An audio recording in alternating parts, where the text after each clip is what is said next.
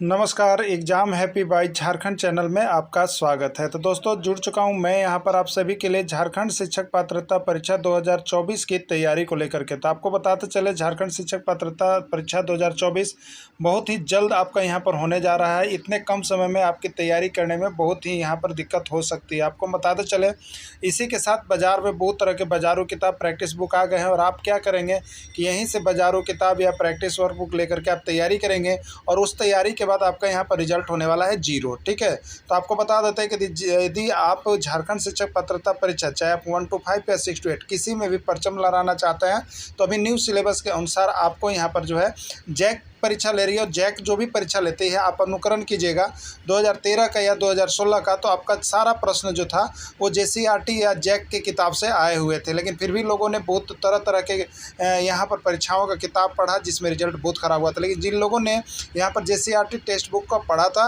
वो यहाँ पर पूरा अपना परचम लहराए थे और वो पास कर गए थे। तो देखिए आपको बताते चले यदि आप परचम लहराना चाहते हैं तो आपको हम यहाँ पर अपने चैनल पर only for JCERT text book का पूरा कंप्लीट नोट्स यहाँ पर आपको हम करवाते हैं। उसके साथ ही साथ आपको यहाँ पर पूरा तैयारी उसका पीडीएफ, उसके साथ उसका रिकॉर्डेड क्लास, उसके बाद लाइव क्लास, उसके बाद ऑफलाइन सारी चीज़ें हम आपको यहाँ पर प्रोवाइड करते हैं। तो आप जेटेट की तैयारी करना चाहते होंगे और 1 से 5 या 6 से 8 में परचम लहराना चाहते होंगे तो आप अभी हमारे यहाँ से कोर्स लेकर के जुड़ सकते हैं। तैयारी शुरू कर दी गई है। यदि 1 से 5 शिक्षक की तैयारी करते हैं तो आपको सिर्फ 500 रुपये लगते हैं और 6 से 8 शिक्षक की भी तैयारी कर रहे हैं तो आपको सिर्फ 500 रुपये लगेंगे। और दोनों ही शिक्षक की यदि आप तैयारी कर रहे हैं तो सिर्फ और सिर्फ 700 रुपये में आपका एडमिशन यहाँ पर किया जा रहा है। तो आप सभी अभी के अभी अवश्य जुड़ जाइएगा। परीक्षा में जितने भी दिन हो 10 दिन 15 दिन जो भी बचे हुए हैं आप यहाँ से नोट्स लेकर के पढ़ना नहीं भूलिएगा, क्योंकि नोट्स आपको जेसीईआरटी जैक का किताब को बना हुआ है और 101% यहाँ से आपको प्रश्न भिड़ने की गारंटी दिया जाता है। ठीक है, तो आप सभी अभी कभी अवश्य लेकर के जुड़ जाइएगा और तैयारी कर लीजिएगा जितना जल्द हो सके आप कर लें। और यदि केवल आप नोट्स लेकर पढ़ना चाहते हैं तो नोट्स भी यहाँ से ले सकते हैं। सारा कुछ आपको व्हाट्सएप के माध्यम से प्रोवाइड कर दिया जाएगा ऑनलाइन। तो आप अभी कभी अवश्य जुड़ जाइएगा। चलिए देखते हैं महत्वपूर्ण प्रश्न। 2, 3, 4 बिंदु 3, 4 और बी 5, 6 के बीच की दूरी ए बी का मान क्या होगा। ठीक है, बिंदु ए 3, 4 और बिंदु बी 5, 6 के बीच की दूरी ए बी का मान क्या होगा। √2 यूनिट, √3 यूनिट, 2√2 इकाई या लास्ट में है कोई नहीं। ठीक है, देखिए इसको कैसे हम लोग बनाएंगे। ठीक है, देखिए यहाँ पर अगर बिंदु ए दिया हुआ है, ए दिया हुआ है और यहाँ पर बी दिया हुआ है, इसके बीच की दूरी का नाम ए बी होगा। ए के लिए आपको दिया है देखिए 3, 4। ठीक है, अब बी के लिए आपको दिया है 5, 6। ठीक, ये पहला बिंदु है तो ये शुरू वाला को लिखिएगा x1 और इसको लिखिएगा y1। ये दूसरा है तो इसको लिखिएगा x2 और इसको लिखिएगा y2। ठीक है, समझ में आ गया। ये पहला बिंदु है इसलिए x1 y1, ये दूसरा है इसलिए x2 y2, क्योंकि शुरू वाला x रहता है बाद वाला y रहता है। तो दो गो है इसलिए एक को x1 और दूसरे को y1, इसको x2 और इसको y2 लिखेगा। यहाँ तो कोई दिक्कत नहीं है। यानी कोई पूछेगा x1 बराबर क्या होगा तो शुरू वाला 3 और y1 बराबर क्या होगा तो 4 और x2 बराबर क्या होगा 5 और y2 बराबर क्या होगा 6। ठीक है, अब दो बिंदु के बीच की दूरी का देखिए ये निर्देशांक ज्यामिति पाठ का है। दो बिंदु के बीच की दूरी ए बी बराबर फार्मूला से होता है √x2 माइनस x1 का होल स्क्वायर प्लस होता है y2 माइनस y1 का होल स्क्वायर। ठीक है, ये फार्मूला होता है। क्लियर। अब देखिए तो x2 में से x1 घटा के उसका स्क्वायर कर देना है और y2 में से y1 घटा के इसका स्क्वायर कर देना है। ठीक है, अब देखिए तो आपके पास यहाँ पर क्या था, आपके पास इस तरह से था ना, ये ए बना हुआ था, ए था और बी था। ए के लिए 3, 4 था और बी के लिए 5, 6 था। x2 माइनस x1 यही ना है √x2 माइनस x1, ये x2 है और ये x1 है। तो 5 में से 3 को घटाइएगा, x2 माइनस x1 इसका whole square plus y2 minus y1, y2 कितना है 6 है, माइनस y1 कितना है 4 है, 6 माइनस 4 का स्क्वायर हो गया। अब 5 में से 3 घटाएंगे तो कितना बचेगा बताइए। 5 में से 3 घटाएंगे तो 2 बचेगा ना, तो ये 2 का स्क्वायर हो गया प्लस अब 6 में से 4 घटाएंगे कितना बचेगा 2 बचेगा ना, ये भी 2 का स्क्वायर हो गया। ठीक है, अब देखिएगा यहाँ पर हो गया 2 का स्क्वायर 4 और ये भी 2 का स्क्वायर 4, 4 4 कितना हो गया 8 हो गया। 8 को जब आप हल करेंगे तो कितना आएगा, 8 को हम लोग जब तोड़ते हैं तो 2 चौके 8, 2 दूनी 4 यानी 2 गुने 2 यही हो गया ना। ये 2 को 2 के लिए 1 2 बाहर निकलेगा, वर्गमूल कहता है, कि 2 को जब भी अंदर हो एक बाहर और एक रूट में ही रह गया, यानी 2√2 यूनिट हो गया। क्या हो गया इसका मान? 2√2 यूनिट। तो 2√2 इकाई किस में है? सी में है, राइट आंसर इसका सी होगा। ठीक है, तो दूरी जब भी निकालने के लिए बोले आप इसी तरह से निकाल लीजिएगा। क्लियर हो गया होगा? देखिए नहीं है तो यहाँ पर देखिए बना हुआ है अब क्लियर, और भी आपको यहाँ पर नोट्स हम बना के दे रहे हैं जिससे कि आपको समझने में कोई परेशानी नहीं हो। ए देखिए 3 4 तो x1 y1, बी देखिए 5 6 तो x2 y2। दूरी सूत्र ए बी बराबर क्या होता है? देखिए लिखा हुआ है x2 माइनस x1 का whole square plus y2 minus y1 का होल स्क्वायर। x2 5, x1 3, 5 में से 3 का स्क्वायर, 6 में से 4 का स्क्वायर। क्लियर किया हुआ है, सबको देख लीजिएगा, बना लीजिएगा। ठीक है, क्योंकि JCERT का 10th क्लास का मैथ आपके लिए बहुत ही इंपॉर्टेंट होने वाला है और आता है यहाँ से। अगला देखिएगा 2√7 माइनस √3, 2√7 माइनस √3 किस चतुर्थांश में स्थित है? प्रथम, द्वितीय, तृतीय या चतुर्थ? ठीक है, देखिए चलिए चतुर्थांश की यदि आप बात कीजिएगा तो एक ग्राफ को जब हम लोग बनाते हैं 4 भाग में बढ़ जाता है। ये पहला होता है, ये दूसरा होता है, ये तीसरा होता है और ये चौथा होता है। ठीक है, चतुर्थांश हो गया। इसमें प्लस चलता है, याद रखिएगा, इसमें प्लस चलता है, ये ऊपर वाला में भी प्लस चलता है, नीचे वाला में माइनस चलता है और इधर वाला में माइनस चलता है। ठीक है, ये x होता है, ये x डैश होता है, ये y होता है, ये y डैश की तरफ माइनस होता है। तो देखिए अगर ये पहला चतुर्थांश में कहें तो पहला चतुर्थांश के लिए क्या लिखते हैं? पहले x लिखते हैं। तो x किस में होता है? ये प्लस में होता है, और ये y भी किस में होता है? प्लस में होता है, यानी प्लस प्लस। अगर प्लस प्लस चिन्ह है तो ये प्रथम चतुर्थांश में जाएगा। अब दूसरे चतुर्थांश की बात करें तो पहले x लिखते हैं, तो x इधर किस में है? देखिए माइनस में है ना, तो माइनस, और y किस में है? प्लस, यानी माइनस प्लस, ये द्वितीय चतुर्थांश में जाएगा। अगर तृतीय की बात कीजिएगा तो x किस में है? माइनस में, और इधर y भी किस में है? माइनस में, यानी माइनस माइनस, ये तृतीय चतुर्थांश हो गया। और चौथा में चलिएगा तो x किस में है? देखिए प्लस में है, और y किस में है? देखिए माइनस में है, प्लस माइनस, ये जाएगा आपका यहाँ पर चतुर्थांश में। ठीक है, तो आपका क्या चीज़ है यहाँ पर? देखिए 2√7 और -3। ठीक है, 2√7 क्या है? 2√7 और -3, यानी प्लस और माइनस, इसको देखना है। ये डिजिट से कोई मतलब नहीं, चिन्ह केवल देखिएगा, प्लस माइनस। ये किस चतुर्थांश में जाएगा? तो x वाला प्लस है, x वाला प्लस है, ऊपर देखिए x वाला प्लस है, और y वाला x प्लस है। ठीक है, x प्लस यही है, तो x प्लस है। ठीक है, x क्या चीज़ है? आपका प्लस है, तो x प्लस हो गया। ठीक, और y क्या हो गया? माइनस, y क्या हो गया? माइनस। ठीक है, तो प्लस और माइनस, ये क्या था आपका? प्लस प्लस था। ठीक है, ये आपका क्या था? प्लस प्लस था। ये आपका क्या है? प्लस और माइनस, इसमें आ रहा है, यानी चतुर्थांश में। किस में जा रहा है? चतुर्थांश में ये जा रहा है, प्लस माइनस। तो राइट आंसर हो जाएगा डी, चतुर्थांश हो जाएगा। ठीक है, नीचे देखिए बना हुआ है, नीचे देखिए बना हुआ है, द्वितीय में माइनस प्लस है, प्रथम में प्लस प्लस है, तृतीय में देखिए माइनस और माइनस। तृतीय इधर घर है ना, ये घर तृतीय का है, तो ये x माइनस है और y माइनस है, माइनस माइनस तृतीय। और ये देखिएगा तो x प्लस है, y माइनस है, ये चौथा घर है, तो प्लस माइनस आपका था, प्लस और माइनस, यही चिन्ह था ना। देखिए यहाँ पर प्लस और माइनस, ये प्लस में था और ये माइनस में था। ठीक है, चतुर्थांश में हो जाएगा। क्लियर हो गया है? क्लियर हो गया ना आपका? चलिए क्लियर हो गया, चतुर्थांश में स्थित है। अगला प्रश्न देखिएगा, 7 sec square theta minus 7 tan square theta बराबर कितना होगा? आपको बताना है। प्रश्न ये 3 बार रिपीटेड किया गया है। ठीक है, 7 होगा, 8 होगा, 9 होगा या 10 होगा, क्या होगा आपको बताना है। ठीक है, 7 sec square theta minus 7 tan square theta का मान क्या होगा? चलिए देखिए यहाँ पर 7 sec square theta minus 7 tan square theta. देखिए आपको बता दे रहे हैं कि चाहे आप यहाँ पर 1 से 5 जेटेट की तैयारी कर रहे हैं, या आप यहाँ पर 6 से 8 विज्ञान शिक्षा की तैयारी कर रहे हैं, या 1 से 5 आकलन परीक्षा की तैयारी कर रहे हैं, या 6 से 8 आकलन परीक्षा की तैयारी कर रहे हैं, सभी के लिए यह वीडियो महत्वपूर्ण है। आप सभी को देख लीजिएगा, सभी का यही सिलेबस बना हुआ है। ठीक है, क्योंकि जैक एग्जाम ले रही है और जैक का सिलेबस सेम है। क्लियर? अब देखिएगा यहाँ पर, तो 7 sec square theta minus 7 tan square theta बराबर क्या होगा? देखिए आप यहाँ पर 7 है ना, एक फार्मूला याद रखिएगा आप, 1 का 1 रुपया वाला फार्मूला जरूर याद रखिएगा। तो sec square theta minus tan square theta बराबर देखिए होता है 1, बराबर क्या होता है, 1 होता है, 1 होता है। 1 रुपया वाला फॉर्मूला जो है ना 3-4 गो, ये क्लास 10th का प्रश्न है, उसको याद रखिएगा। यहाँ से बहुत ही देखिए वो प्रश्न ऐसा घुमा घुमा कर पूछ देता है ना कि लगता है क्या करें नहीं करें, ठीक है। अब देखिएगा तो इसको कैसे हम बनाएंगे।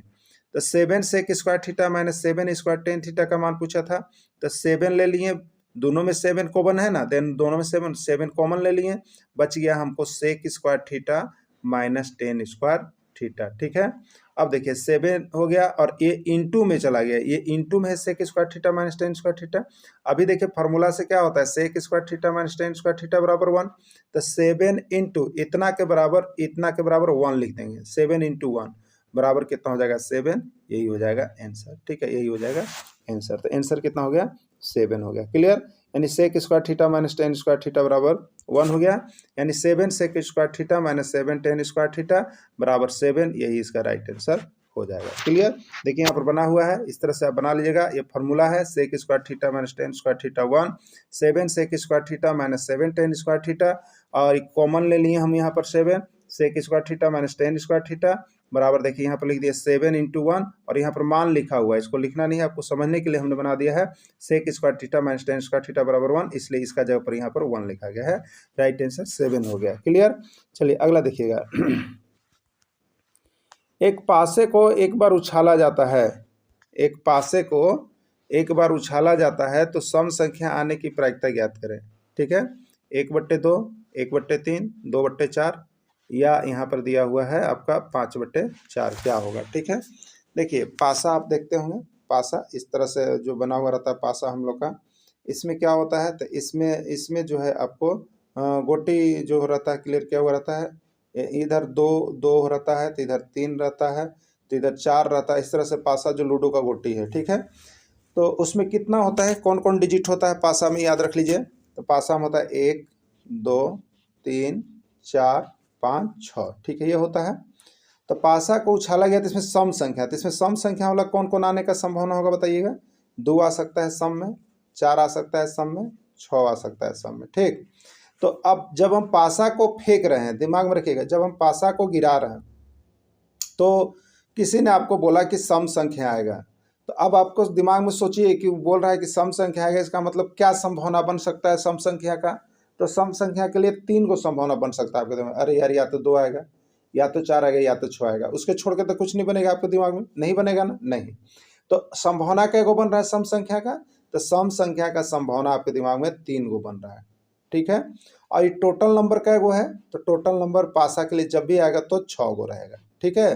तो देखिए सूत्र होता है प्रायिकता, प्रोबेबिलिटी, याद कर लीजिएगा, प्रोबेबिलिटी से एक प्रश्न आपका आएगा, ठीक है। तो प्रायिकता जिसको हम लोग कहते हैं पीई, यानी प्रोबेबिलिटी ऑफ इवेंट। तो पी और इवेंट, घटना क्या है, पी सम संख्या, यहाँ पर इवेंट है सम संख्या, तो सम संख्या, तो यहाँ पर आने की संभावना, घटना की संभावना कै गो बन रहा है, और नीचे हो जाता है कुल संख्या। तो यहाँ पर सम संख्या पूछा, तो इसके आने की संभावना आपके दिमाग में कै गो बना बताइए, 3 गो बनाना, कि अरे भाई चाहे तो 2 आएगा, चाहे तो 4 आएगा, 6 आएगा, अगर सम संख्या कर रहे हो तब। तो संभावना बना 3 गो, और टोटल कै गो हो जाएगा, कुल संख्या पासा में 6 गो होता है। 3 एकम 3, 3 दूनी 6, यानी राइट आंसर होगा 1/2, ठीक है। इसका राइट आंसर 1/2 होगा। 1/2 किस में है, ए में है, यही है। देखिए अभी जब हम आपको पासा सेक्शन क्लास 10 का करवा देंगे, पूरा चैप्टर पढ़ा देंगे तो हो जाएगा। अभी हम यहाँ पर देखिए क्या करवा दे रहे हैं आपको, मिक्सअप प्रश्न करवा दे रहे हैं जो विभिन्न राज्यों में पूछे गए हैं, ठीक है। तो आप इसको जरूर देख लीजिएगा, और बाकी अभी इसका हम और क्लियरेंस आपको मैथ के लिए कर देंगे। आप जरूर कमेंट कीजिएगा कि आपको क्लास 10 का सब चैप्टर चाहिए, उसको जो एग्जाम में आता है। देखिए एग्जाम में ज़्यादा करके आपको बता देते हैं। इसका जो क्लास 10 का है, त्रिकोणमिति आता है, ठीक है, क्षेत्रमिति आता है, ठीक है, एपी आता है, ये आता है, एपी आता है ना, और आपका मेंसुरेशन आता है। ये 4 को प्रश्न में यहाँ से टैली करता है। आप अपने से भी यदि बनाते हैं तो जरूर बना लीजिएगा, ऐसे हम आपको यहाँ पर करवा ही देंगे, ठीक है। चलिए 1/2 आंसर हो गया, राइट आंसर। यहाँ पर देखिए बना हुआ है एनी, मतलब नंबर ऑफ इवेंट, एन का एनी का मतलब नंबर ऑफ इवेंट, यानी घटना की संख्या, घटना कैगो हो सकता है, उसको हिंदी में बोलेंगे तो 2 4 6 3, पासा में यही ना, 2 4 6, 3 को संभावना बन सकता है। एन एस मतलब टोटल नंबर होता है, सम ऑफ टोटल, तो 6 है। और पी बराबर देखिए फॉर्मूला होता है N E by N S, तो एन ई मतलब नंबर ऑफ इवेंट, तो नंबर ऑफ इवेंट 3 गो, घटना की संख्या 3 गो, टोटल 6 गो 1/2। देखिए बना हुआ है ना। इसका हिंदी में भी देखिए हम लिख दिए हैं, जिनको हिंदी में अच्छा लगता है। पी घटना की संख्या सम संख्या है, घटना की संभावना और कुल संभावना 3/6 1/2, यही हो गया इसका राइट आंसर। ठीक है, क्लियर हो गया होगा ना। अगला प्रश्न है आपके पास, अगला प्रश्न है आपका x² + 7x + 3y और 5x² + 9x + 2y का योगफल क्या होगा। देखिए इस तरह का प्रश्न आपके भी एग्जाम में जेएसएससी और जैक दोनों में पूछा जा रहा है, इसलिए जोड़ घटाव इसका बहुपद वाला देख लीजिएगा आप सभी। ठीक है, क्या होगा आपको बताना है। 6x² + 15x + 4y, 9x² + 16xy + 5y, 6x² + 16x + 5y क्या होगा आपको बताना है। ठीक है, चलिए देखिए कैसे करेंगे। x² + 7x + 3y है, चलिए लिखते हैं x² + 7x + 3y और इसका योगफल, योगफल मतलब जोड़ करना है। ठीक है, जोड़ करना है तो नीचे जोड़ देंगे, जोड़ का चिन्ह। देखिए अगर जोड़ का चिन्ह दीजिएगा तो सब चिन्ह जो यहाँ पर है वही रहेगा, अगर यहाँ माइनस होता है तो इसका सब चिन्ह यहाँ पर बदल जाता है, यहाँ नीचे सब चिन्ह बदल जाता है। ठीक है, तो देखिए 5x² हो गया, इसमें कोई चिन्ह नहीं बदलेगा। 9x हो गया, x के सामने लिख देंगे, y को y के सामने लिख देंगे, y को y के सामने। देखिए सजाने का तरीका है, स्क्वायर वाला स्क्वायर के सामने लिखेगा, x वाला x के सामने, y वाला y के सामने। हो सकता है कि कभी इसमें नहीं हो तो उसको आगे पीछे लिखेगा, सामने सामने जोड़ने में सुविधा होता है। तो देखिए 5 गो x² और ये कुछ नहीं तो 1 गो x², तो कै गो x² होगा, 6 गो x² होगा, होगा ना। और 7 गो x और 9 गो x, कै गो x होगा, 16 गो x, 3 गो y और 2 गो y, कै गो y होगा, 5 गो y। ठीक है, तो 6x² + 16x + 5y यही हो गया आंसर। ठीक है, तो 6x² + 16x + 5y किस में है, सी में है। किस में है आपका, सी में है, तो यही इसका राइट आंसर हो जाएगा। ठीक है, चलिए ऐसे नीचे आपको हम बना दिए हैं, देख लीजिएगा। x² + 7x इसको जोड़िएगा, इस तरह से आंसर आ रहा है, क्लियर। ठीक है, ये सब जोड़ घटाव सीख लीजिएगा, ये आता है आपका एग्जाम में। अगला प्रश्न है 2401 √2401 बटा √324 का मान क्या होगा। देखिए यही प्रश्न चौंकाया हुआ था एग्जाम में। ठीक है, तो आपको हम यहाँ पर सलाह देते हैं कि आप लोग जो है कम से कम स्क्वायर 30 तक जरूर याद रख लीजिए, 30 तक। देखिए कंपटीशन देना है ना, तो 30 तक का स्क्वायर जरूर याद कर लीजिए, क्योंकि यहाँ से एक प्रश्न या 2 प्रश्न आपको स्क्वायर से आ ही जाता है। ठीक ना, तो 30 तक याद रख लीजिएगा। ठीक, देखिए अगर यहाँ देखिएगा 2401 है और 324 है, इसका बताना है। तो 2401 का हम लोग को वर्गमूल निकालना है 324 का। अगर आपको याद रहेगा तो आप देखिएगा वर्गमूल का क्या नियम कहता है। ये 49 का स्क्वायर है। ठीक है, ये एक है ना तो एक हो गया, एक कितना का स्क्वायर होता है, चाहे तो 9 का स्क्वायर कीजिएगा तो 81, यानी इसका इकाई अंक 1 होगा, या 1 का कीजिएगा तब होगा। ठीक है, तो 1 हो गया। और 24 देखिएगा, 24 जो है ना, 24 आपको जो है, ये आपको जब हम 50 का स्क्वायर करते हैं, 50 ना, तब 2500 होता है, उसमें से 1 घटाइएगा 49। तो यहाँ पर आप क्या कीजिएगा, इसका वर्गमूल निकाल लीजिएगा अगर याद नहीं रहेगा तो। यानी ये 49 का है, कितना का है, 49 का है। तो देखिए निकालेंगे कैसे, तो 2401 को तोड़ लीजिए, फटाफट तोड़ लीजिएगा। अगर नहीं आता है तो यही आपके पास विकल्प है, नहीं तो याद रखिए। ये कितना से जाएगा, देखिए आपको ये 7 से जाएगा। ठीक है, 17 कितना हो जाएगा, 17 21 हो जाएगा। अब 30 बच गया, 7 चौक 28 और 17 21 हो गया। ठीक है, फिर 7 से जाएगा आपका, तो 7 से आप दीजिएगा तो 17 21 7 चौक 28। ठीक है, 7 चौक 28, 6 बच गया और 3 7 9 63 हो गया। फिर 7 7 49, 4 हो गया ना। तो √2401 बराबर 4 को 7 लिख दीजिएगा। और 324 तो आप लोग जानते होंगे 18 का स्क्वायर है। ठीक है, 324 18 का स्क्वायर है। और नहीं जानते हो तो मान लिया आप तोड़ते जाइएगा, 2 से जाइएगा तो 2 से 1 हो गया, 2 छक 12 हो गया, 2 दूनी 4 हो गया। इसी तरह से कीजिएगा, 2 अट्ठे 16 हो गया और 2 एकम 2 हो गया। फिर 81 है तो 3 से हो गया 27, फिर 3 से हो गया 9, 4 बार जाएगा। ठीक है, 3 4 बार जाएगा और 2 1 बार जाएगा। क्लियर, तो यहाँ पर क्या हो गया, देखिए आपको जब 2401 का कीजिएगा तो आपके पास आया 7 गुने 7 गुने 7 गुने 7, 2401 का आया। और नीचे वाला जब आप चल रहे थे तो क्या आया आपको, तो 2 बार आया और 3 4 बार आया। ठीक है, 3 4 बार आया, यही आया ना, यही आया। वर्गमूल क्या कहता है कि 2 गो के लिए 1 गो बाहर निकाली, थे एक साथ बाहर निकला। ये 2 गो के लिए 1 गो बाहर निकाली, एक साथ बाहर निकला, यानी वर्गमूल साइन यहाँ पर क्या हो गया, खत्म हो गया। और ये 2 गो के लिए 1 गो निकालेंगे तो 2 निकलेगा। ये 3 के लिए, ये 2 गो 3 के लिए 1 3 निकालेंगे और ये 2 को 3 के लिए 1 3 निकालेंगे, ठीक है। तो 2 तिया 6 छत्री 18 और 7 सत्ते 49, ठीक है। राइट आंसर कितना हो गया 49/18। तो वर्गमूल इस तरह से भी आप कर सकते हैं, जैसे आपको हो फास्ट कीजिएगा। ऐसे हम तो बोलेंगे कि वर्गमूल जो है निकालना एक बार बढ़िया सीख लीजिएगा, और वर्गमूल हम निकालने के लिए अलग से आपको एक चैप्टर बना देंगे, उसमें देख लीजिएगा आप लोग सभी को, ठीक है। 49/18 इसका राइट आंसर हो गया। एक फिगर बना हुआ है देखिएगा, 45 डिग्री 90 डिग्री एक्स। यहाँ पर एक्स का मान क्या होगा बताना है, प्रश्न आया हुआ है, ठीक है। ज्योमेट्री सेक्शन का एक प्रश्न पूछा हुआ है, क्लियर। देखिए इसको कैसे हम लोग बनाते हैं, इस तरह का फिगर जब भी आपके आ जाए, देखिए ये अंतःकोण है, ये क्या है अंतःकोण है, और ये क्या है बाह्य कोण है, ठीक है। इसको हम लोग कहते हैं बाह्य कोण और इसको हम लोग कहते हैं अंतःकोण, ठीक है। तो देखिए बाह्य कोण क्या होता है ना, देखिए ये जो बाह्य कोण होता है अभिमुख, अभिमुख मतलब इसके सामने, अभिमुख मतलब इसके सामने, ये सामने कोणों के योगफल के बराबर होता है। अभिमुख कोण बाह्य कोण जो होता है अभिमुख अंतः कोण के योगफल के बराबर होता है, ठीक है। और ऐसा दिया हुआ रहेगा, नहीं दिया हुआ रहेगा तो आप सामने सामने निकाल लीजिएगा, ठीक है। जैसे ये तो एक्स निकालना है तो इधर वाला दोनों देखेंगे। अगर मान लीजिए इधर दिया हुआ रहता तो इधर का अभिमुख कौन होता है, ये दोनों होता, ठीक है। अगर इधर बढ़ाया हुआ रहता है इधर का अभिमुख कौन होता है, ये दोनों होता। अभिमुख मतलब उसके सामने वाला, एकदम क्लियर हो जाएगा ना। तो देखिए इसका अभिमुख ये और ये होगा, क्लियर। तो ये 90 डिग्री और 45 डिग्री जोड़ दीजिएगा तो कितना हो जाएगा 135 डिग्री। यानी अभिमुख बाह्य कोण जो होता है अभिमुख अंतः कोण के योगफल के बराबर होता है, यानी 135 डिग्री होगा, ये नियम कहता है, क्लियर। देखिए यहाँ पर लिखा हुआ है कि बाह्य कोण, देखिए यहाँ पर क्या लिखा है बाह्य कोण अभिमुख अंतः कोण के योगफल के बराबर होता है, इसलिए x बराबर उसके अभिमुख में कौन कौन था 90 डिग्री और 45 डिग्री 135 डिग्री हो जाएगा, ठीक है। जैसे मान लीजिए कि इस तरह का आपको प्रश्न हम दे देते हैं, ठीक है, इस तरह का प्रश्न दे देते हैं ना, छोड़िए अबर इधर नहीं रहता, इस तरह का प्रश्न आपको हम दे रहे हैं और अबर इधर है मान लीजिए, ठीक है।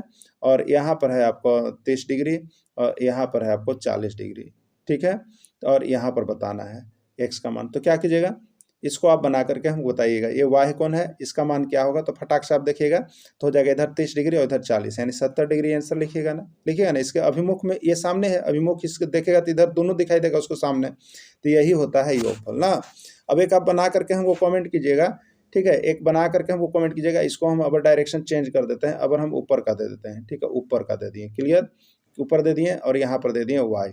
इसका वाई कौन बताना है, यहाँ पर है 50 डिग्री और यहाँ पर है आपका 70 डिग्री, ठीक है। क्या होगा इसका वाई कौन, ये बताना है आपको, आप क्लियर करके हमको कमेंट कीजिएगा, क्लियर। चलिए अगला देखिएगा, और अगला भी है यहाँ पर एक 60 डिग्री दिया हुआ है और XYZ लिखा हुआ है, इसमें y का मान बताना है, ठीक है, y का मान बताना है 60 डिग्री 40 डिग्री 120 डिग्री या कोई नहीं, ठीक। देखिए जब दो सरल रेखाएं एक दूसरे को प्रतिच्छेद करती है, जब दो सरल रेखाएं एक दूसरे को क्या करती है प्रतिच्छेद करती है, तो इसमें यहाँ भी कोण बनता है यहाँ भी कोण बनता है। देखिए ये शीर्षाभिमुख कोण हुआ, इसके सामने सामने वाला कोण शीर्षाभिमुख कोण हुआ और शीर्षाभिमुख कोण आपस में बराबर होते हैं। कहने का मतलब अगर ये 60 डिग्री होगा तो ये भी 60 डिग्री होगा, क्लियर रहिएगा, ठीक है। अब रही बात कि एक तो हमको पता चल गया, एक कोई भी पता चल गया, अगर मान लीजिए ऐसे है और ये 60 डिग्री है तो ये भी हो गया 60 डिग्री, किससे हुआ तो शीर्षाभिमुख कोण से, ठीक। अब ये बताना है आपको, मान लीजिए ये बताना है तो याद रखिए इसको जैसे आप मिटा दीजिए, अभी इसको आप यहाँ से मिटाइएगा, ठीक है, इसको आप क्या कीजिएगा यहाँ से मिटाइएगा, क्लियर, यहाँ से क्या कीजिएगा मिटाइएगा ना।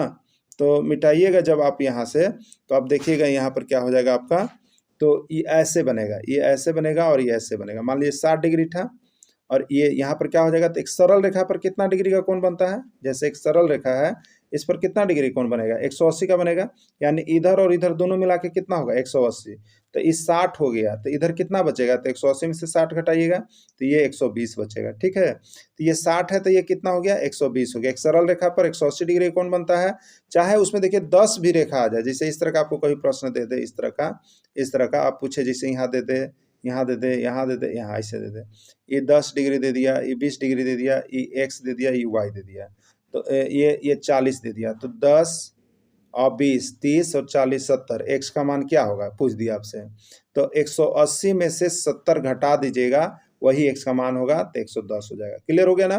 तो एक सरल रेखा पर 180 डिग्री का कोण बनता है। तो अब देखिए आपको इस तरह से था, इस तरह से, तो अगर यहाँ से हम इस लाइन को हटा दें तो ये सरल रेखा हो गया ना, तो ये 60 डिग्री है, तो इधर कितना बनेगा 120 डिग्री बनेगा। तो देखिए y आपका कितना हो गया 120 डिग्री हो गया, तो z भी कितना हो जाएगा 120 डिग्री होगा। तो राइट आंसर इसका सी हो जाएगा 120 डिग्री। ठीक है। गाय रुपये 5,000 में खरीदी गई, ये गाय जो है 5,000 रुपये में खरीदी गई और इसे 5500 रुपये में बेची गई, कितना लाभ हुआ। ठीक है। देखिए यहाँ पर जो है आपको ऑप्शन दिया है 5,000, 500, 700 या आपको 800 कितना लाभ हुआ। ठीक है। चलिए गाय खरीदी गई, खरीदना मतलब क्रय मूल्य होता है, क्रय मूल्य आपको दे दिया है कितना 5,000 रुपये। ठीक है 5,000, और बेचना मतलब विक्रय मूल्य होता है, विक्रय मूल्य आपका हो गया 5500 रुपये। ठीक है।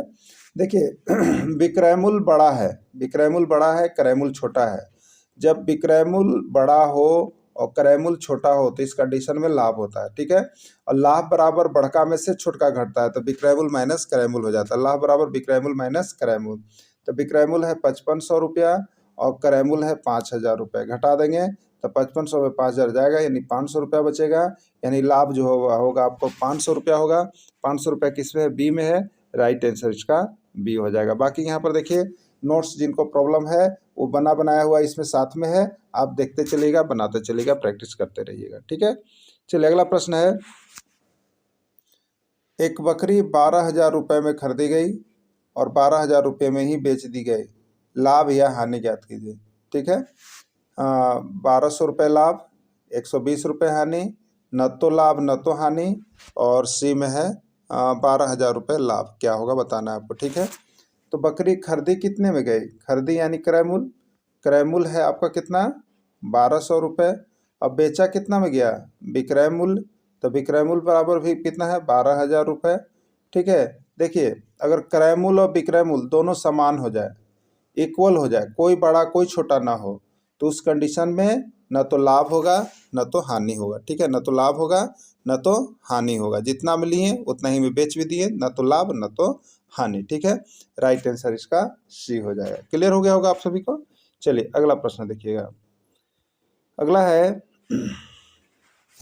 100 रुपये का ब्याज एक वर्ष में 4 रुपया होता है। 100 रुपये का ब्याज एक वर्ष में 4 रुपया होता है, तो 500 रुपये का ब्याज एक वर्ष में कितना होगा। 100 रुपये का ब्याज एक वर्ष में 4 रुपये होता है, तो 500 रुपये का ब्याज एक वर्ष में कितना होगा। ठीक है। 15 रुपया, 20 रुपया, 25 रुपये या 30 रुपया कितना होगा आपको बतलाना है। ठीक है।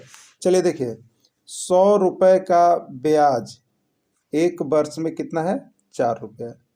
ठीक है। तो 1 रुपया का ब्याज एक वर्ष में कितना होगा बताइए, 4/100, तो कितना 500 रुपये का ब्याज, तो 500 रुपये का ब्याज एक वर्ष में कितना हो जाएगा, तो 4/100 कितना हो जाएगा, 4/100 हो जाएगा, बराबर 4/100 और गुने इसी में कर दीजिएगा 500। ठीक है। गुने 500। ठीक। 100 पचे कितना हो गया 500, बचा 4 पचे 20, 20 यानी 20 रुपया हो जाएगा। तो 500 रुपये का ब्याज कितना हो जाएगा एक वर्ष में 20 रुपया हो जाएगा। ठीक है। बना लेंगे इस तरह से, और शॉर्ट में भी कर सकते हैं। देखिए यहाँ पर कैसे, तो 100 रुपये का ब्याज एक वर्ष में 40 रुपया, तो 500, तो ये 5 गुना हो गया ना, 5 गुना हो गया, तो 5 से गुना में कर दिए तो 4 पचे 20 रुपया हो गया यहीं पर। ठीक है। 100 रुपया है तो कितना हो रहा है 4 रुपये, 100 का 4 रुपया, तो 500 हो गया, तो 500 हो गया, तो ये 5 गुना हो गया ना, तो 4 का 5 से गुना कर दिए तो 4 पचे 20 रुपया। शॉर्ट में ऐसे भी कर सकते हैं, नहीं तो नियमता वैसे आप बना सकते हैं। ठीक है। और नीचे लगभग नियमता देखिए आपको यहाँ पर सब चीज़ क्लियर कर दिया गया है। तो देखिए आप नोट्स और यहाँ पर पूरा बना बनाया हुआ आपको मैथ्स पूरा चीज़ आपको मिल जाएगा 10th तक का सुपरहिट तरह से, तो आप सभी को अवश्य जुड़ करके तैयारी कीजिएगा। ठीक है। चलिए अब देखिएगा 100 रुपये का ब्याज एक वर्ष में 5 रुपये है, तो 200 रुपये का ब्याज एक वर्ष में कितना होगा, जल्दी बताइएगा आप सभी कितना होगा। चलिए ठीक है। अगर वैसे देखिएगा तो यहाँ पर 100 रुपये का ब्याज 5 रुपया है, तो 100 का दुगना हुआ 200। ठीक है। 200, तो 200 दुगना हो गया, तो यहाँ 5 रुपया है, तो दुगना लगेगा, तो 5 दूनी 10 होना चाहिए। और नियमता बनाइएगा तो देखिए 100 रुपये का ब्याज एक वर्ष में 5 रुपया है, 100 रुपये का ब्याज एक वर्ष में 5 रुपया, तो 1 रुपया का ब्याज एक वर्ष में 5/100 रुपया। ठीक है। इसलिए 200 रुपये का ब्याज एक वर्ष में 5/100 गुने 200, 100 दूनी 200, 5 दूनी 10, यही आंसर होगा। तो आप उस तरह से भी देखिए जितना जल्द आप डिसाइड कर सकें, समय बचाने के लिए आप कर सकते हैं। तो राइट आंसर इसका 10 रुपया हो जाएगा। ठीक है, बाकी नीचे बना हुआ है। अगला प्रश्न है 2x माइनस वाई में x का गुणांक लिखिए। 2x माइनस वाई में x का गुणांक लिखिए, क्या होगा। ठीक है, 1 होगा, 2 होगा, 3 होगा या 4 होगा। ठीक है, देखिए 2x माइनस वाई में x का गुणांक, तो x वाला पहले लिख लीजिए, कौन है, 2x है। ठीक है, 2x है तो x का गुणांक यानी x के साथ जो गुना में रहता है उसी को गुणांक कहते हैं। तो x के साथ गुना में कितना है, 2 है, यानी 2x में x का गुणांक कितना हो जाएगा, 2 हो जाएगा। यही इसका राइट आंसर हो जाएगा, यानी बी हो जाएगा। ठीक है, राइट आंसर इसका बी हो जाएगा। साथ साथ यहाँ बना हुआ है, सभी को देख लीजिएगा। जिस तरह से जिनको पीडीएफ चाहिए पीडीएफ ले लीजिएगा। सिर्फ और सिर्फ 500 रुपये में यहाँ आपका तैयारी करवाया जा रहा है सभी सब्जेक्ट का। तो आप जुड़ने में कोई भी कोताही नहीं करेंगे। 500 रुपये कोई बड़ी राशि नहीं है। आप सभी को अवश्य जुड़ जाइएगा। ठीक है, तो -5xy में y का गुणांक लिखें। -5y -5x कोई नहीं। ठीक है, देखिए कितना दिया हुआ, -5xy में y का गुणांक, ये y है तो y का गुणांक मतलब y के साथ जितना जो कुछ भी गुना में है वो y का गुणांक होगा। तो y के साथ गुना में कितना है, माइनस है, 5 है, x है, यानी -5x इसका गुणांक हो जाएगा। ठीक है, तो -5x किसमें है, सी में है, यानी राइट आंसर इसका सी हो जाएगा। क्लियर। बाकी यहाँ पर देखिए नोट्स वाले के लिए सभी कुछ बनाया हुआ है, सभी को देख लीजिएगा। ठीक है, अगला देखिएगा 10x प्लस 25xy का गुणनखंड बतावे। 10x प्लस 25xy का गुणनखंड बतावे। 2 into 5x plus y, 5 into 2x plus 5xy, 5x into 2 plus 5y या कोई नहीं। ठीक है, क्या होगा आपको बताना है। देखिए 10x प्लस 25xy में गुणनखंड बताना है। ठीक है, गुणनखंड कीजिए, यानी छोटा छोटा टुकड़ा कीजिएगा। तो देखिए ये दो पद वाला गुणनखंड है, तो इसको हम लोग कॉमन निकाल के ही बना सकते हैं। ठीक है, तो देखिए 10x प्लस 25xy यही है ना। 10x को तोड़िएगा 10 को, तो 2 पच्चे 10 होगा, तो 2 गुने 5 और गुने कितना हो गया, x। ठीक है, प्लस है, 25 को तोड़िएगा तो 5 25 होगा, 5 गुने 5 इंटू एक्स इंटू वाई, यही इसका हो गया। अब देखिए दोनों में क्या कॉमन मिल रहा है, जो दोनों में कॉमन मतलब सर्वनिष्ठ जो दोनों में होगा। ठीक है, तो दोनों में सर्वनिष्ठ कौन है, देखिए 5 इसमें भी है, 5 इसमें भी है, x इसमें भी है, x इसमें भी है। ठीक है, और तो कुछ नहीं मिल रहा, तो ये 5x को कॉमन ले लेंगे हम लोग, 5x को कॉमन ले लेंगे। ठीक है, 5x जब कॉमन हो गया तो इस घर के लिए क्या बचा, तो ये तो निकल गया ना, इस घर में केवल 2 बचा, तो यहाँ 2 लिखेंगे, और ये प्लस है प्लस लिखेंगे, इसमें से ये निकल गया और ये निकल गया, तो बचा कितना 5y, तो 2 प्लस 5y ये घर के अंदर हो गया, यही इसका गुणनखंड होगा 5x इंटू 2 प्लस 5y। ठीक है, अब देखते हैं कहाँ पर है, तो 5x 2 इंटू 2 प्लस 5y किस में, सी में है, तो सी ही इसका राइट आंसर हो जाएगा। ठीक है, देखिए यहाँ पर बनाया हुआ भी है, सब कुछ बनाया हुआ आपको मिलता है कि जिससे आपको किसी भी प्रकार का परेशानी झेलना नहीं पड़े, और प्रश्न सब एग्जाम में आए हुए प्रश्न आपको यहाँ पर कंडक्ट करवा रहा है। ठीक है, चलिए अब देखिए 3/7 प्लस x बराबर 17/7 में x का मान क्या होगा, 1 2 3 या 4। ठीक है, हम यहाँ पर उस विधि से करेंगे, तो 3/7 प्लस x बराबर कितना हो गया, 17/7 हो गया। अगर x का मान हम निकालना चाहेंगे तो 17/7, ये प्लस 3/7 है, ये बॉर्डर पार करेगा तो -3/7 में आएगा। ठीक है, हो गया ना, -3/7। अब 7 ये क्या हो गया, ये भिन्न का घटा हो गया। 7 का एलसीएम मेरा कितना चला जाएगा, 7 का एलसीएम मेरा हो जाएगा 7। ठीक है, कितना हो जाएगा, 7 हो जाएगा। अब देखिएगा, तो 7 से 7 एक बार में कट गया तो ऊपर 17 हो गया, और माइनस 7 से 7 एक बार में कट गया तो 3 बच गया, तो 17 - 3 हो गया। अब 17 में से 3 घटाएंगे तो 14, 14/7 और 7 दूनी 14। ठीक है, 2 इसका राइट आंसर आ रहा है। 2 किस में है, बी में है, 2 किस में है, बी में है। तो इस तरह से आप इसको बना सकते हैं, जितना जल्द हो सके आप बना करके तैयारी कर सकते हैं। ठीक है, चलिए अगला प्रश्न,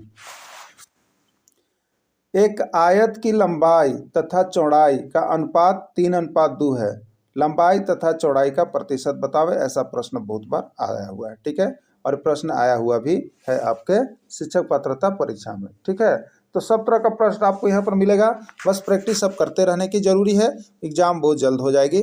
और जो नहीं जुड़े हैं उनको जुड़ने का जरूरी है, जुड़ जाइएगा। ठीक है, देखिए कैसे करेंगे, आयत की लंबाई तथा चौड़ाई का अनुपात 3:2 है। ठीक है, लंबाई तथा चौड़ाई, तो जो देखिए लंबाई तथा चौड़ाई और उसके बाद अनुपात 3:2। तो जो लंबाई पहले लिखा हुआ था तो लंबाई 3 होगा, चौड़ाई बाद में लिखा हुआ था तो चौड़ाई 2 होगा। याद रखिएगा, जैसे यहाँ सिस्टम चलता है उसी के अनुसार इसको चयन करना है। क्लियर हो जाएगा ना।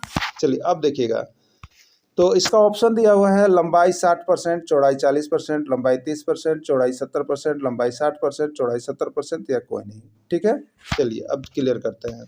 तो एक आयत की लंबाई देखिए, लंबाई कितना दिया हुआ है, लंबाई को L लिखेंगे, लंबाई आपका दिया हुआ है 3 और चौड़ाई आपको दिया हुआ है 2। इसका प्रतिशत में बदलना है। ठीक है, जब अनुपात को प्रतिशत में बदलना होता है, ठीक है, तो लंबाई 3 हो गया, चौड़ाई 2 हो गया, इसका टोटल कर लीजिएगा। टोटल भाग कितना हो गया, तो 3 और 2 को जोड़ लीजिएगा, 5 हो जाएगा। ठीक है, अब लंबाई का यदि प्रतिशत निकालना है, लंबाई का प्रतिशत निकालना है, लंबाई का प्रतिशत यदि आपको निकालना है तो ऊपर हो जाएगा लंबाई, ऊपर हो जाएगा लंबाई बट्टे कुल भाग, टोटल कुल भाग इंटू 100।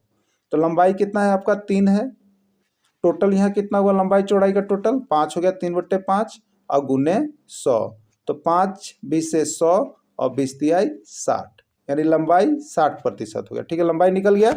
अब चौड़ाई यदि आपको निकालना है तो चौड़ाई जब निकालना होगा तो आप क्या कीजिएगा, चौड़ाई बराबर, चौड़ाई का प्रतिशत बराबर चौड़ाई, क्या कीजिएगा, चौड़ाई बट्टा कुल भाग, चौड़ाई भट्टा कुल भाग इंटू कितना हो गया 100। ठीक है, तो चौड़ाई कितना हो गया बताइए, तो चौड़ाई आपका हो गया यहाँ पर 2 बट्टा कुल भाग कितना हो गया 5 और गुने कितना हो गया 100। ठीक है, अब देखिएगा 5 20 से 100 और 20 दूनी 40, यानी आपका लंबाई हुआ 60%, लंबाई हो गया 60% और चौड़ाई हो गया 40%। ठीक है, इसी तरह से आपको निकालना रहता है। तो किस में है, ए में है, तो राइट आंसर आपका ए हो गया। ठीक है, राइट आंसर ए हो गया। बाकी नीचे देखिए बना हुआ है, उस तरह से सूत्र से आप बना सकते हैं। चलिए एक प्रश्न, एक डब्बे में 5 लाल रंग के तथा 7 हरे रंग के पेंसिल हैं। ठीक है, एक डब्बा है, एक डब्बा, इसमें 5 लाल रंग के हैं। कितने हैं, 5 लाल रंग के हैं। ठीक है, 5 लाल रंग के पेंसिल है, 1 2 3 4 5, 5 लाल रंग के हैं डब्बे में। और उसी डब्बा में क्या है, देखिएगा, था 7 हरे रंग के पेंसिल है। ठीक है, 7 हरे रंग के पेंसिल हैं। कितने, 7 हरे रंग के, 1 2 3 4 5 6 7, 7 हरे रंग के पेंसिल है। ठीक है, तो अब देखिए कह रहा है, तो हरा रंग वाले पेंसिल, ध्यान दीजिएगा, पहले बोल रहा है हरा रंग वाले पेंसिल एवं लाल रंग वाले पेंसिल का अनुपात ज्ञात करें।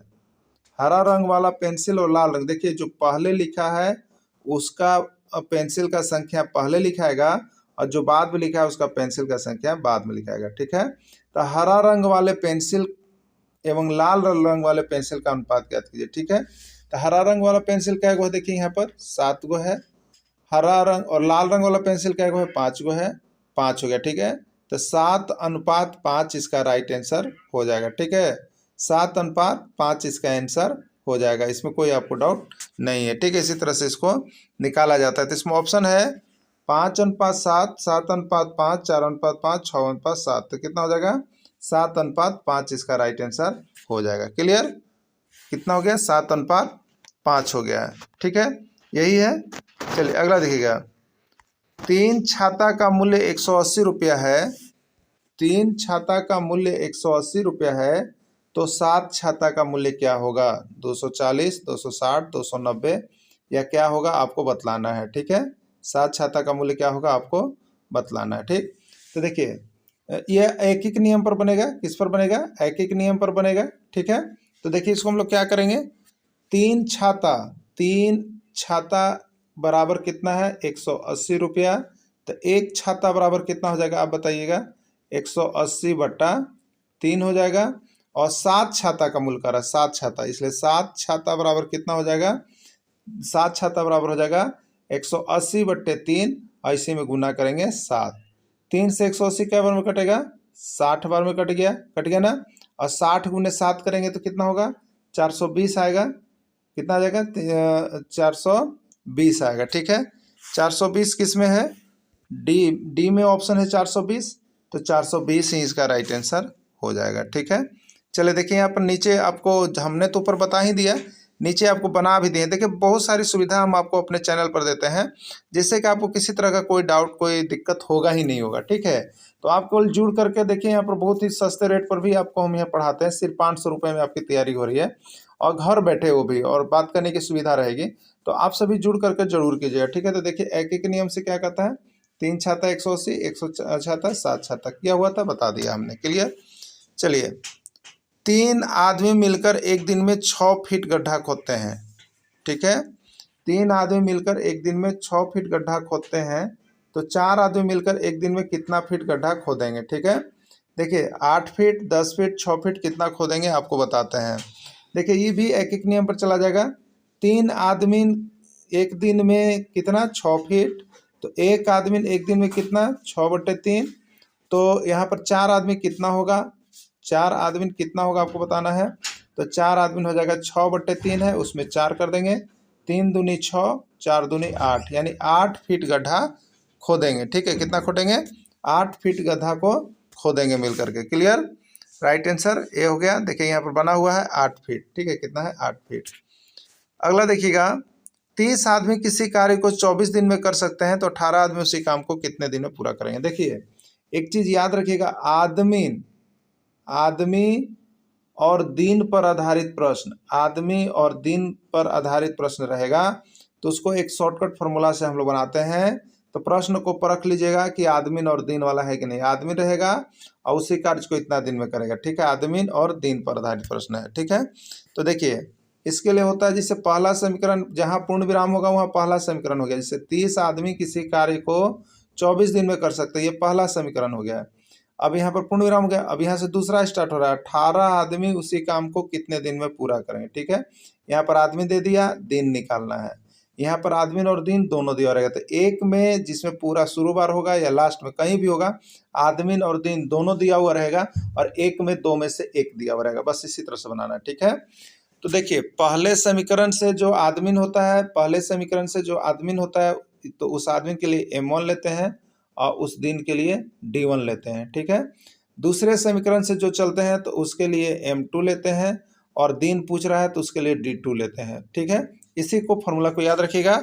सूत्र होता है, देखिए M1 D1 बराबर M2 D2, M1 D1 बराबर M2 D2। ठीक है, M1 यानी पहले आदमी का काम, तो पहला समीकरण है, तो 30 इंटू D1 कितना है, 24 बराबर M2 दूसरे आदमी का, तो 18 दिया हुआ है, और कितने दिन लगेंगे, तो D2 आपसे पूछ रहा है। ठीक है, आप देखिए काटना जानते हैं, तो गुना में अगर दोनों तरफ बराबर हो, बराबर के दोनों तरफ गुना हो, तो हम ऊपर ऊपर काट सकते हैं। ठीक है, अगर जोड़ घटा हो तो नहीं काट सकते, लेकिन दोनों तरफ ही गुना है, इधर भी और इधर भी गुना, तो ऊपर ही काट सकते हैं हम। ठीक है, अगर आप नहीं जानते तो D2 बराबर क्या होगा, तो जो 18 है गुना में वो आ जाएगा दाहिने तरफ, बाएं तरफ के भाग में आ जाएगा। ठीक है, अगर यहीं पर करेंगे तो देखिए 36 18 हो गया। ठीक है, और 6 5 30 हो गया। अब 3 से देखेंगे तो 3 8 24 हो गया, और 5 8 40 हो गया ना। तो कितना बच रहा है, 40 दिन बच रहा है। राइट आंसर इसका 40 हो जाएगा। ठीक है, अगला देखिएगा, 40 बच्चों की कक्षा में 24 लड़कियां हैं, लड़कों का प्रतिशत ज्ञात कीजिए। ठीक है, प्रतिशत का है प्रश्न, बहुत MBBI प्रश्न है, यह सभी राज्यों के शिक्षक पात्रता परीक्षा में पूछा जा रहा है। ठीक है, तो ध्यान दीजिएगा, बहुत ही शॉर्ट तरीके से हम लोग बना सकते हैं। 40 बच्चों की कक्षा में, ठीक है, मतलब वो कक्षा 5 6 7 8 कुछ भी हो, उसमें 40 को बच्चा, टोटल बच्चा ही दे दिया 40 को, उसमें 24 लड़कियां हैं, लड़कों का प्रतिशत ज्ञात कीजिए। ठीक है, 40 बच्चा की कक्षा में 24 लड़कियां हैं, लड़कों का प्रतिशत ज्ञात कीजिए। ठीक है, देखिए यहाँ पर टोटल बच्चा कितना हो गया, 40 हो गया ना, टोटल 40 हो गया, और यहाँ पर 24 लड़कियां हैं, तो लड़का कितना हो जाएगा बताइएगा, लड़कों का संख्या कितना हो जाएगा, तो 40 में से 24 को घटा लीजिएगा, कितना बच जाएगा, 16। कितना बच जाएगा, 16। अब इसका हम लोग प्रतिशत निकाल देंगे। ठीक है, इसका प्रतिशत निकाल लीजिएगा यहाँ पर, तो 16 हो गया। लड़का का संख्या बट्टे कुल संख्या करके देखिए यहाँ पर निकाल लीजिएगा। ठीक है, प्रतिशत निकालने के लिए क्या करिएगा, देखिए यहाँ लड़का का संख्या, ठीक है, लड़का का संख्या बट्टे कुल संख्या इंटू 100 होगा, तो लड़का का संख्या 16, कुल संख्या 40 और इंटू 100 कर दीजिएगा। ठीक है, 20 दूनी 40, 20 पच्चे 100, 2 से कितना हो गया 8 16, 8 पच्चे 40, यानी 40% हो गया। ठीक है, देखिए यहाँ बना हुआ भी है सब टोटल इस तरह से, लेकिन इस तरह से कर लेना है। ठीक है, जिसका भी प्रतिशत निकालना है उसका देखिए यहाँ पर होता है उसकी संख्या बट्टे कुल संख्या इंटू 100। ठीक है, अगर लड़की का संख्या पूछता है यहाँ पर, ठीक है, अगर लड़की का संख्या पूछता तो लड़की का ऑलरेडी दिया हुआ था, तो 24 और बट्टा 40 और गुने कितना कर देते 100 कर देते। ठीक है, 20 दूनी 40, 20 पचे 100 और 2 से कितना हो गया 12, 12 पचे 60, यही आंसर हो जाएगा। ठीक है, यही आंसर हो जाएगा, 60% हो जाता। तो इस तरह से आप लोग बना लीजिएगा। ठीक है, 20% वार्षिक ब्याज की दर से 3 वर्ष का साधारण ब्याज ज्ञात करें, 2000, 3000, 4000 या 5000। ठीक है, देखिए 5000 रुपये ये क्या हो गया, मूलधन हो गया ना, मूलधन जिसको हम लोग पी कहते हैं ना, प्रिंसिपल। 5000 रुपये 20% वार्षिक ब्याज की दर से था, आर आपको दे दिया, कितना दे दिया दर 20%, 3 वर्ष का टाइम दे दिया आपको, देखिए 3 वर्ष का साधारण ब्याज ज्ञात करना है, एसआई निकालना है। ठीक है, तो फॉर्मूला क्या होता है, साधारण ब्याज बराबर मूलधन गुने समय गुने दर बट्टा 100, लिख दिया ना। अब देखिएगा तो इसको बना लेते हैं, मूलधन गुने समय गुने दर बट्टे 100। मूलधन कितना है 5000, गुने समय कितना है 3, गुने दर कितना है 20 और बट्टा कितना हो गया 100। ठीक है, यहाँ पर 100 2 जीरो से 2 जीरो हम काट सकते हैं। ठीक है, तो अब कितना हो गया, गुना कर लीजिए पहले, 5 तिया 15, 15 दूनी 30 कर लिए, जीरो कैगो बचा 1 और 1 2, 2 जीरो यहाँ ले लिए, यानी 3000 रुपये हो जाएगा। कितना 3000 रुपये हो जाएगा इसका राइट आंसर, यानी राइट आंसर बी होगा। ठीक है, राइट आंसर इसका बी होगा। क्लियर, तो इस तरह से बना लीजिएगा इसको। अगला देखिए, 800 रुपये का 10% वार्षिक ब्याज की दर से 2 वर्ष का साधारण ब्याज ज्ञात करें। 800 रुपये का 10% वार्षिक ब्याज की दर से 2 वर्ष का साधारण ब्याज ज्ञात करें, 160 रुपया, 200 रुपया, 300 रुपया या कोई नहीं। ठीक है, देखिए तो यहाँ पर 800 रुपया मूलधन है, 10% दर है और 2 वर्ष समय है। ठीक है, तो साधारण ब्याज एसआई बराबर क्या हो जाएगा, मूलधन। ठीक है, मूलधन गुने समय गुने दर बट्टा 100। ठीक है, 2 जीरो यानी 100 से ये कट गया, 2 जीरो से 2 जीरो कट गया, 8 बचा। अब इसको गुना कर लिए तो 8 दूनी 16 और 16 दही हम 160, यानी 160 रुपया हो गया ब्याज। 160 किस में ऑप्शन है, ए में है, ए इसका राइट आंसर हो जाएगा। ठीक है, नीचे देखिए बना हुआ है, इस तरह से बना लेंगे। अगला प्रश्न है, रमेश के एक पंप रुपये 2500 में खरीदा, इसकी मरम्मत पर रुपये 150 खर्च करके उससे रुपये 3000 में बेच दिया, तो उसका लाभ ज्ञात करें। ठीक है, लाभ बताना है आपको, लाभ बताना है। चलिए देखते हैं क्या कुछ इसमें है। ऑप्शन दिया है 250 रुपया, 350 रुपया, 450 रुपया या 150 रुपया। ठीक है, चलिए रमेश ने एक पंप 2500 में खरीदना मतलब क्रय मूल्य। ठीक है, क्रय मूल्य कितना हो गया 2500। अब देखिए उसकी मरम्मत पर 150, यानी 2500 रुपये में सेकेंड हैंड पंप खरीदा, अब 150 रुपया उसको बनवाने में लग गया, जिसको हम लोग कहेंगे ऊपरी व्यय, मतलब ऊपर से और खर्च हो गया। तो क्रय मूल्य 2500 रुपया था, 150 और जुट गया, तो ये क्रय मूल्य ही होगा, क्योंकि खरीदने में ही इसको कहा जाएगा ऊपरी व्यय को भी। तो 2500 प्लस 150 तो कितना हो गया 0, 5, 5 1 6, 2650 रुपये, यानी आपका कुल क्रय मूल्य जो इसका हो गया 2650 रुपया, क्योंकि कुल लागत भी इसमें जोड़ लेना है। कुल लागत हो गया 2650 रुपया, लिया 2500 में, लेकिन 150 रुपये एक्स्ट्रा खर्च कर दिया, इसलिए कुल उसका अब क्रय मूल्य कितना हो जाएगा, तो 2500 प्लस 150 यानी 2650। ठीक है, यानी क्रय मूल्य आपका जो होता है, क्रय मूल्य को देखिए सीपी कहते हैं, क्रय मूल्य को सीपी कॉस्ट प्राइस, सीपी हो गया 2650 रुपया। ठीक है, क्रय मूल्य। अब देखिएगा वो उससे बेचा 3000 रुपये में, 3000 रुपये में बेच दिया, बेचना मतलब विक्रय मूल्य या विक्रय मूल्य या उसी को एसपी कहते हैं, सेलिंग प्राइस एसपी, बेचने वाला 3000 रुपये। ठीक है, कितना हो गया 3000 रुपये में बेच दिया, तो उसका लाभ ज्ञात कीजिए। तो 2650 खरीदने में लगा, 3000 बेच रहे हैं, तो लाभ देखिए विक्रय मूल्य बड़ा है, क्रय मूल्य छोटा है, तो हमेशा लाभ होगा, दिमाग में रखिएगा, विक्रय मूल्य बड़ा हो क्रय मूल्य छोटा हो लाभ होगा। ठीक है, क्योंकि आपको विक्रय मूल्य ज़्यादा मिल रहा है और खरीदे हैं आप कम में, तो होता क्या है SP is greater than CP, यानी विक्रय मूल्य बड़ा हो और क्रय मूल्य छोटा हो तो लाभ होगा, और लाभ बराबर विक्रय मूल्य माइनस क्रय मूल्य होता है। ठीक है, तो हम यहाँ पर क्या करेंगे, इस बेच दिया तो उसका लाभ, लाभ बराबर फॉर्मूला क्या होता है आपको पता है, विक्रय मूल्य माइनस क्रय मूल्य। ठीक है, विक्रय मूल्य माइनस क्रय मूल्य। तो बेचे हैं आप 3,000 रुपये में और टोटल आपको यहाँ पर लगा है ले करके बनवाने तक में पैसा खर्च 2650 रुपये। घटा दीजिएगा, 0 में से 0 0, 10 में से 5 गया 5, 9 में से 6 गया, यहाँ पर 10 में से 5 गया 10 में से 5 गया 5 हो गया, यहाँ 9 में से 6 चला जाएगा आपका 3 हो जाएगा। ठीक है, कितना हो जाएगा 3 हो जाएगा, यानी 350 रुपये। ठीक है, 350 रुपये हो गए। ठीक है, तो 350 किस में है, बी में है, तो राइट आंसर इसका 350 रुपये हो जाएगा। ठीक है, चलिए एक और प्रश्न है। रीता ने एक पुरानी साइकिल 1100 रुपये में खरीदी, वह उसके मरम्मत पर 200 रुपये खर्च की, अब वह उसको 1600 रुपये में बेच दी, तो लाभ या हानि ज्ञात करें। यहाँ क्लियर नहीं कि लाभ ही बताना है या हानि, दोनों में क्या हो रहा है वो आपको जज करके बताना है। ठीक है, चलिए देखते हैं। पुरानी साइकिल 1100 रुपये में खरीदा, यानी क्रय मूल्य सीपी जो है 1100 हो गया। अब उसमें खर्च कितना कर दिया, 200 और लगा दी उसके मरम्मत पर। ठीक है, तो 200 और एक्स्ट्रा इसमें से जोड़ लेंगे, 200 और क्योंकि लेकर के बनाने में खर्च हो गया, तब वह यूज में आ रहा है, तो 1300 रुपया, यानी इसका अगर अब कहेंगे तो कुल क्रय मूल्य कितना होगा साइकिल का, 1300 रुपया। क्लियर, यानी क्रय मूल्य 1300 रुपया। अब वह उसको 1600 रुपये में बेच दिए।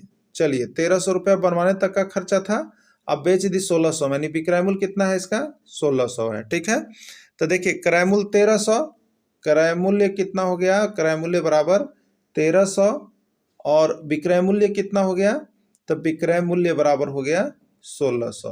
हो गया ना, तो विक्रय मूल्य बड़ा है क्रय मूल्य छोटा है, लाभ होगा।